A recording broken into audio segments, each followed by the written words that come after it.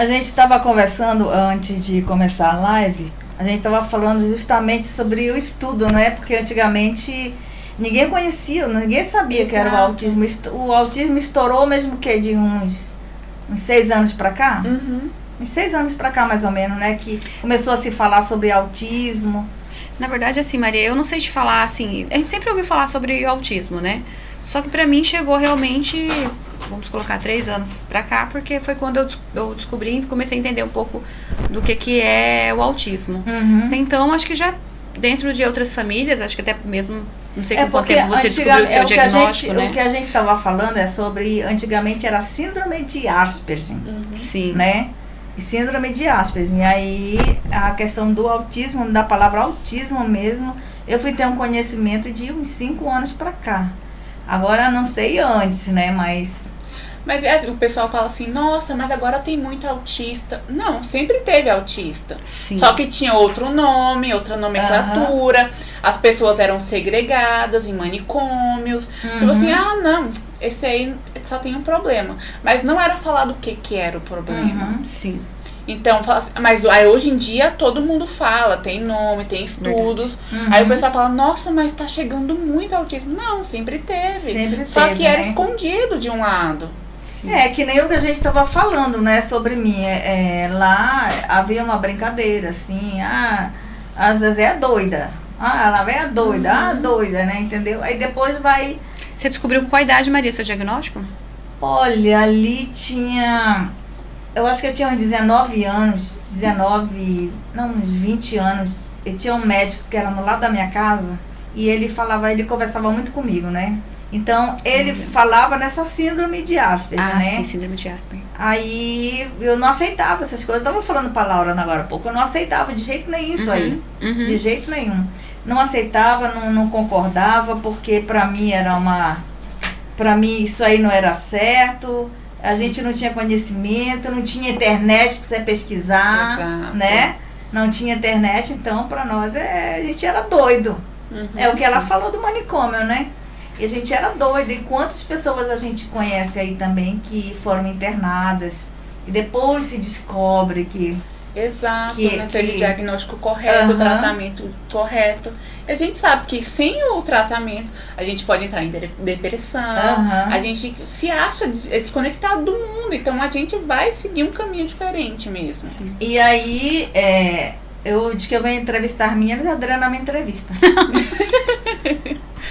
Bom, bate-papo legal, né? Sim. E nesse período todo eu recebi um laudo de síndrome de Asperger dele. Aí ele tinha me encaminhado para psicólogo, que era a coisa mais difícil, mas mais para um psiquiatra lá, né, na cidade, que era Amapá. E aí o tempo foi passando e eu guardei aquele papel ali e não dei a mínima para ele. E quando eu cheguei aqui que começou tudo de novo, que a menina era doida, que não sei o que era doida, que não girava bem da cabeça. Porque eu sofri o impacto de ter que me mudar da minha cidade, assim, do nada, assim, papum. Para não morrer, né? Foi por causa da violência doméstica. Então aí eu sofri um impacto muito grande de deixar meus 3 filhos para trás para uma cidade que você só conhecia uma pessoa. E aí essa pessoa ainda foi morar dentro da casa dele. E aí foi um negócio de louco. Aí foi um impacto muito grande, muitas crises, muito nervosismo. Eu tinha umas crises que eu ficava paralisada, que eu paralisava minhas mãos, os dedos, tudo, crise nervosa mesmo. E aí ele começou a me levar no médico, mas eu não entrava de jeito nenhum, psicólogo. Aí lá na igreja, na Assembleia de Deus, arrumaram psicólogo pra mim, eu não entrava, não fui, não queria. Depois de muito tempo foi que eu fui começar a estudar, foi vindo.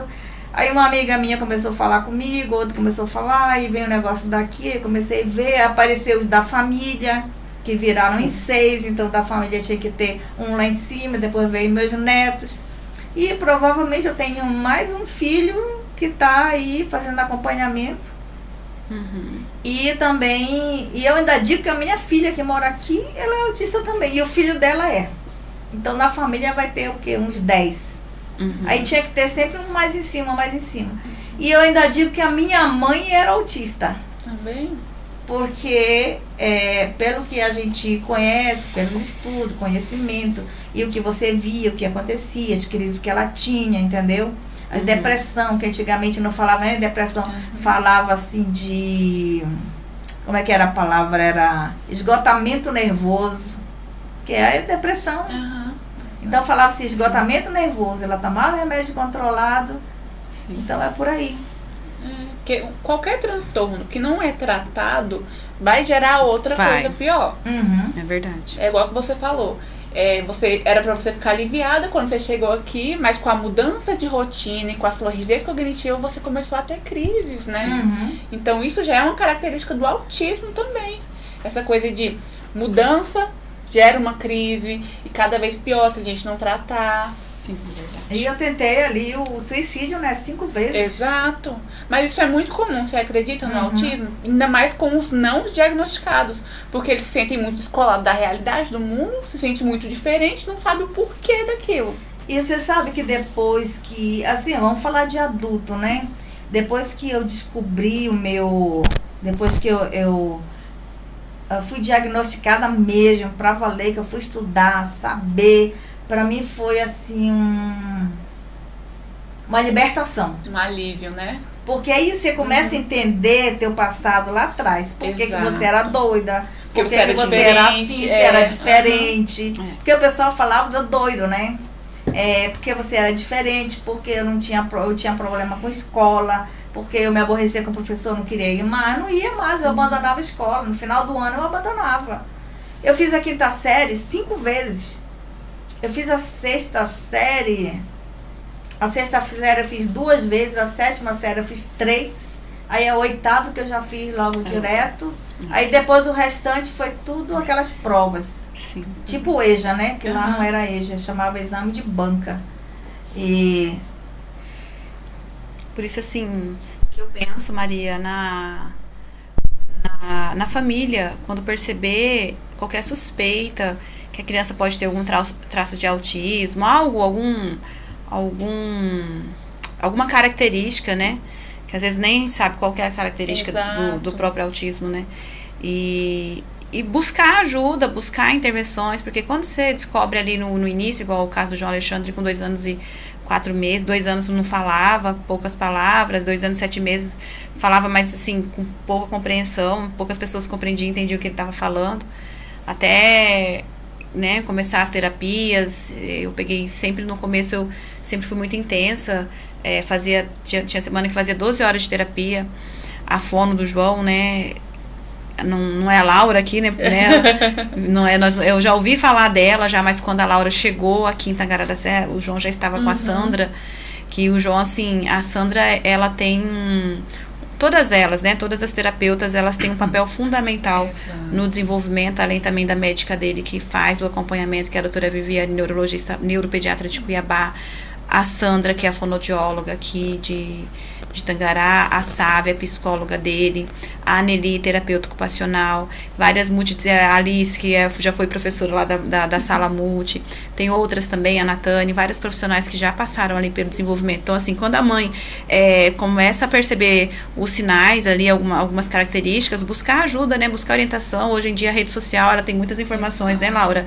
Então, eu mesma, quando eu descobri o diagnóstico do João, o que me ajudou muito, assim, foi as redes sociais e as profissionais, né?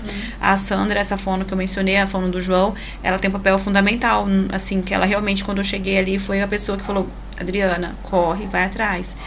E dali em diante eu fui, consegui, e o João hoje, ele consegue se comunicar bem. Você falou, Maria, que você infelizmente se reprovou, e o João já, graças a Deus, o menino... Não, eu não reprovava, eu abandonava. Abandonava, você abandonava. Mais. Você começava e parava. Eu pegava abuso do professor, já era. Por isso que fala que cada autista é único na sua forma de ser, né? Então, às vezes, a gente acaba falando, o João Alexandre mesmo, o autista não abraça. Eu pensava, não olha no olho, não sai. E o João Alexandre fazia tudo, abraçava, olhava, não sei o quê, e eu não sabia as outras características. Então, acho que o que falta é informação sobre o autismo, né, Laura? E a maioria chega primeiro pela fono, fala assim, meu filho não tá falando. É verdade. Precisa levar ele na fono. Aí é a fono que fala, não, ele tem características, a gente precisa ir pro neuro. que a única pessoa que pode diagnosticar é o neurologista. Isso, é verdade. E a equipe multidisciplinar é muito importante também. Porque às vezes a criança não está preparada para fazer a fono. Às vezes ela tem que passar pelo psicólogo primeiro, às vezes pelo terapeuta ocupacional. Porque aí que a gente vai criar uma equipe multi ali para ele. Porque um profissional sozinho não faz nada. Não faz nada. Verdade. Então a gente precisa de uma equipe mesmo. A psicopedagoga também junto, a fisioterapia, que a maior parte deles, um transtorno não vem sozinho. Verdade. Então, são associados. Tanto o autismo como o TDAH, o DPAC, Sim. A questão do TOD também. TOD, é verdade. Então, são vários... Pode vir um combo, é raro vir o transtorno puro. É raríssimo vir. Por isso que a gente precisa de uma equipe que tem um olhar mais global. Que tem um olhar, é verdade. Porque se você só focar ali no autismo e não ver o resto ali, seu tratamento também não vai ser eficiente. É verdade. Então a gente precisa de um olhar melhor para isso também. E o profissional também informar os pais também, dar informações, conversar, seu filho faz isso, e a gente está trabalhando isso. Porque se ele tem rigidez cognitiva, ele não vai aceitar uma mudança de rotina. E se você forçar ele vai entrar em crise. Então é uma questão muito grande também. A pessoa tem que saber. Não existe fono-aba, isso aí é um mito.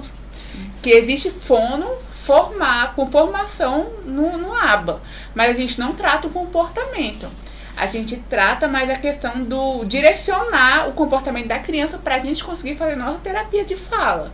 Então, quem vai tratar mesmo a questão do comportamento é o psicólogo.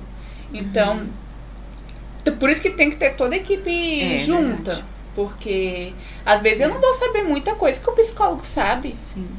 Então, a gente precisa de uma equipe mesmo. A equipe é fundamental para a evolução de qualquer caso. Verdade. Qualquer diagnóstico, né? Para você conseguir, além do autismo, diagnosticar a comorbidade, você precisa realmente de ter evidências ali que vai ser, né, laudado. O João Alexandre, ele é autista e comorbidade dele é a TDAH, né? Mais puxado para a hiperatividade. Então, quando a psicóloga dele foi na escola, percebeu os comportamentos também, relatos, ela laudou, ela fez aquele relatório, eu fui lá na médica, a médica já a doutora Viviane, né, confirmou que realmente a Sávia já colocou já deu um alertado, mas realmente, igual a Laura falou, quem faz realmente o diagnóstico é a neurologista, a neuropediatra do João Alexandre, quem realmente confirmou o autismo e confirmou também o TDAH. E entrou com as orientações das intervenções, né? Então, tudo a gente segue aquilo, as profissionais aqui, né, no caso do João Alexandre, elas seguem aquela orientação que a doutora Viviane orienta, né, lauda, né? Exato. E é isso, eu acho que assim... E quando você começou a suspeitar que ele era autista, qual foi o impacto? Quando eu comecei a suspeitar, até então eu não sabia o que era o autismo e quais eram os impactos que eles poderiam causar na vida do João Alexandre. Autismo leve, a gente pensa que é só um autismo, uma hiperatividade. Você pensa que é um autismo leve. Só que aí, o que aconteceu? Chegava às 5 horas, João Alexandre, começou a ter rotina. As mães buscavam as outras crianças, se eu não buscava, ele começava a chorar, ter comportamentos mais rígidos, aí aquilo lá virou rotina. O atraso de fala, ele não falava, para eu ir no mercado com ele não entendia o não, já tinha que ir com uma mão para pagar o cartão e outra mão para agarrar ele aqui. Então a rigidez cognitiva ou comportamental, né? Essa rigidez aí que os autistas eles não entendem que o não, eles acham que o não é nunca mais, né? Você vai falar o não para eles, acham que é nunca mais. Mas então, você acha que essa palavra não até hoje é difícil para mim? É difícil, né, Maria? Até hoje eu não consigo receber um não. Para mim aceitar um não é difícil, é sofrido. Aí quando você vê que não tem jeito mesmo, aí... Sim. Mas Maria, assim, respondendo a sua pergunta, então, assim, até então, porque quando eu sabia que o autismo, um autismo, mas aí na hora que eu comecei a ver as situações realmente acontecendo, que aí ele tinha os comportamentos rígidos na escola, que aquilo estava impactando negativamente na vida dele. Ele não conseguia falar, não conseguia se comunicar, ele mordia o amiguinho na escola. Ele não conseguia brincar de forma funcional, então ele ficava um pouco mais excluído. Então, quando eu comecei a perceber tudo isso, que eu vi, aí aquilo... E quando eu fui lá na médica, ela confirmou que ele era autista, e eu fui assimilando com esses comportamentos, foi muito difícil, vem vários pensamentos na cabeça. Eu lembro que eu chorei por 5 dias ou mais, não sei quantos dias. Então, chorava. Assim, até eu entender o que era realmente autismo e buscar, e eu falo assim, as profissionais, minha família, meu esposo, minha filha, todos, meus irmãos, tios, sobrinhos, todos me acolheram o João Alexandre. Então, assim, de lá pra cá, eu, assim, não tenho dificuldade nenhuma de falar sobre. Antes eu até falava, eu chorava, porque já passamos por várias exclusões, por vários olhares preconceituosos. Então, hoje que eu acho que passando tudo assim, ficou pra trás, tudo que ficou, hoje pra mim é natural, assim, eu agradeço, né, João Alexandre por ser essa criança na nossa família, autista, e pra mim é natural, Maria. Hoje é natural, mas lá no começo, quando eu descobri, é um susto. Até você entender o que é, e que pra ele desenvolver depende. É lógico, a gente assim, tô falando no caso do João Alexandre, cada autista é único, né?